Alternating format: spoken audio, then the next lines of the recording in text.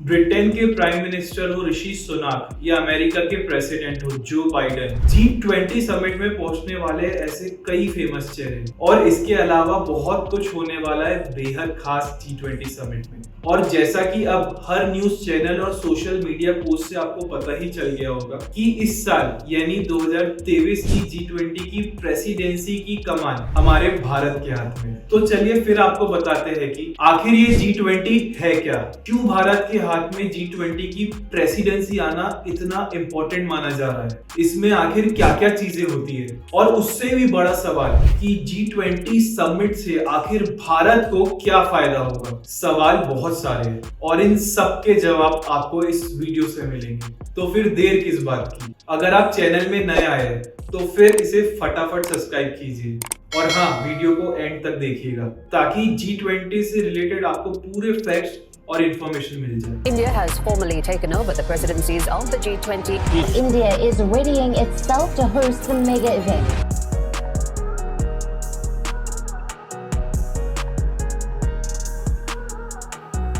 देखिए, सबसे पहला क्वेश्चन जो इस वक्त हर भारतीयों के दिमाग में घूम रहा है वो ये है कि व्हाट इज G20। आखिर ये G20 समिट क्या है।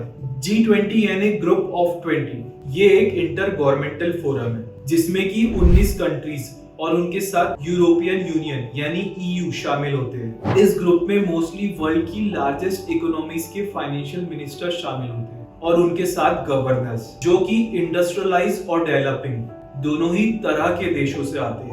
ये 20 कंट्रीज वर्ल्ड पॉपुलेशन की 2/3 हिस्सा 60% world land area, 75% international trade और 80% ग्रॉस वर्ल्ड प्रोडक्ट को कवर करते हैं। इसी बात से आप अंदाजा लगा सकते हैं कि ये G20 समिट का लेवल कितना ज्यादा हाई और इम्पोर्टेंट होता होगा। इस G20 समिट में फिलहाल 20 देश शामिल हैं, जिनमें आपको इंडिया के साथ साथ Germany, France, Brazil, Turkey, Mexico, Canada, Saudi Arabia जैसे कई देश देखने को मिलेंगे।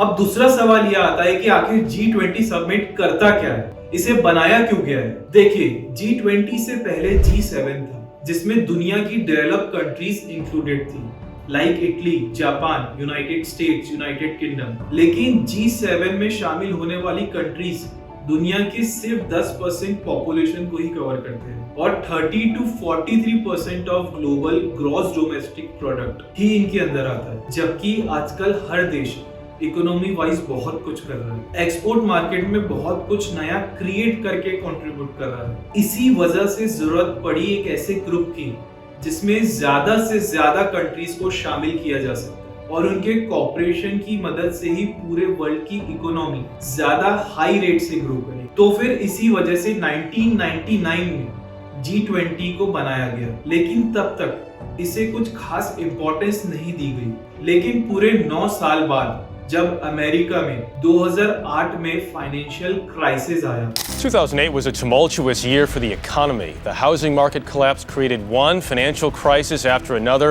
I think this is the most significant financial crisis in the post-war period. और पूरे वर्ल्ड की इकोनॉमी को धक्का लगा। तब जाकर G20 को वो इंपॉर्टेंस मिली जो G7 को दी जाती थी। और ये क्राइसिस इतना ज्यादा इम्पैक्टफुल था कि इसे 21st सेंचुरी की सीवियर इकोनॉमिक क्राइसिस बताया गया। और 1929 में हुई द ग्रेट डिप्रेशन के बाद पहली बार दुनिया ने इस तरह की फाइनेंशियल क्राइसिस को फेस किया था। खैर, वापस आते हैं G20 पर। तो 2008 के बाद इसको इंपॉर्टेंस मिली और ये वही साल था जब भारत इस G20 ग्रुप में शामिल हुआ था।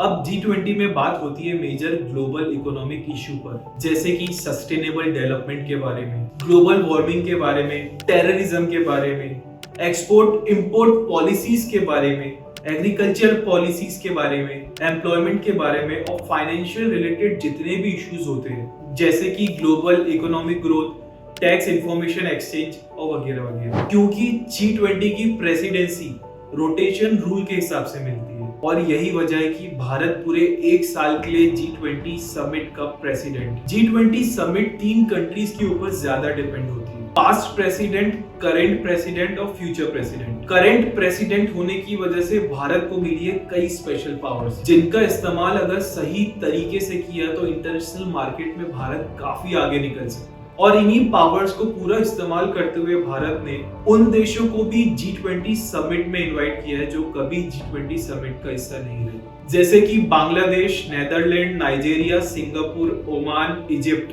मॉरिशस और स्पेन। इन देशों से एक साथ अपने इंटरनेशनल रिलेशंस और ज्यादा अच्छा करने का मौका भारत के पास, साथ ही मौका है अपने देश को दूसरे बड़े बड़े कंट्रीज के सामने रिप्रेजेंट करने का, वो भी अपने ही देश में बुलाकर। और भारत के पास मौका है ये दिखाने का कि कैसे बीते सालों में भारत ने हर एक एरिया में सक्सेस हासिल की है। और यही जवाब है कि दिल्ली में हाल फिलहाल तैयारियां जोरों शोरों से है। दिल्ली की सड़कें अब सुंदर दिख रही है, दिल्ली में जगह जगह ग्रीनरी दिखाई दे रही है, और तो और सोने और चांदी से बनी गई थालियों और बर्तनों में आने वाले सभी गेस्ट को खाना परोसा जाएगा। ऐसी भी न्यूज सामने आ चुकी है। 9 सितंबर से लेकर 10 सितंबर तक दिल्ली का प्रगति मैदान के भारत मंडप में इसका आयोजन होगा और इस साल की थीम है वासुदेव कुटुंबकम, माने one earth, one family, one future. Bharat फिलहाल उस पॉइंट पर खड़ा है जहां से हर देश की नजर उसी पर है। इस G20 समिट की वजह से हर कोई हमारे देश की बात सुनेगा। हम जिन भी मुद्दों को उठाना चाहते हैं उन पर बात कर पाएंगे और जिन भी एरियाज में हम आगे हैं या आगे बढ़ रहे हैं उन्हें भी दिखा पाएंगे। हर एक नजरिए से ये G20 समिट भारत के लिए काफी ज्यादा इंपॉर्टेंट है और यही वजह है कि सरकार इसकी तैयारियों में कोई कमी नहीं रहना देना चाहती। बड़े बड़े कंट्रीज के दिग्गज लोग आएंगे इस G20 समिट में और जानेंगे भारत के कल्चर और अचीवमेंट्स को। भारत का रिन्यूएबल एनर्जी जिस तरीके से ग्रो हो रहा है, ये भी ग्लोबल इकोनॉमिक सेक्टर को कंट्रीब्यूट कर रहा है। भारत का यूपीआई भी इंटरनेशनल हो सकता है, जिससे न केवल वर्ल्ड इकोनॉमी ग्रो करेगी बल्कि भारत को भी बहुत बेनिफिट होगा। इसके साथ ही भारत दूसरे देशों के साथ मिलकर ग्लोबल फाइनेंशियल रेगुलेशन इंप्लीमेंट करने में जोर डाल सकता है, जैसे कि बासेल थर्ड फ्रेमवर्क, जिसे बैंकिंग सुपरविजन में यूज किया जा सकता है और इससे आने वाली फाइनेंशियल क्राइसिस को रोका जा सकता है। साथ ही पूरी दुनिया के सामने अपनी ब्रांड्स को मजबूत बनाने का मौका भी भारत के पास है और इसकी शुरुआत prime minister Narendra Modi ji Indonesia में हुई G20 समिट में कर ही चुके हैं, जब उन्होंने सभी गेस्ट को अलग अलग जगहों से बने प्रोडक्ट्स गिफ्ट में दिए। आपकी इंफॉर्मेशन के लिए बता दूं कि हमारे भारत देश की 50 सिटीज को G20 समिट से जुड़े हुए सभी आने वाले आयोजनों के लिए तैयार किया जा चुका है और इन सभी से भारत को बहुत ही ज्यादा बेनिफिट होगा, क्योंकि इससे टूरिज्म बढ़ेगा। दुनिया के कोने कोने से आने वाले मिनिस्टर्स हमारे देश को जानेंगे, कल्चर को समझेंगे और इन सब के अलावा हमारा make in India project grow करेगा। प्रमोशन मिलेगा उसे, जिसकी वजह से हमारे एम्प्लॉयमेंट चांसेस हाई होंगे, इंफ्रास्ट्रक्चर ग्रो होने के चांसेस हाई होंगे, बिजनेसेस को प्रमोशन मिलेगा। भारत डेवलप कंट्री बनने की रेस में काफी तेजी से आगे दौड़ रहा है और इस बात की गवाह पूरी दुनिया है। बस जरूरत है तो इसे और बेहतर तरीके से दुनिया के सामने पेश करने की।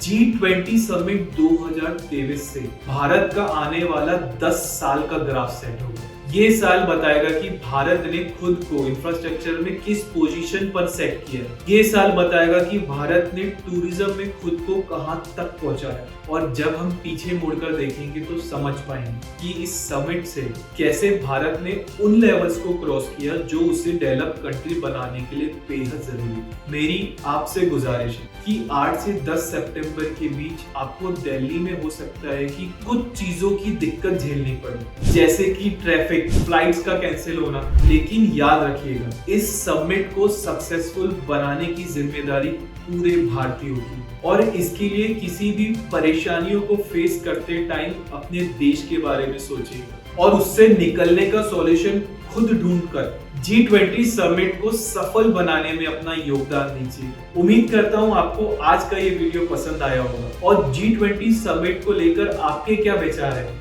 आप मेरे साथ कमेंट में लिखकर जरूर शेयर कीजिए। तब तक के लिए मिलते हैं आपसे अगले वीडियो में एक नए और इंटरेस्टिंग टॉपिक के साथ। लेकिन हाँ, जाने से पहले इस चैनल को सब्सक्राइब करना ना भूलिए। Thank you.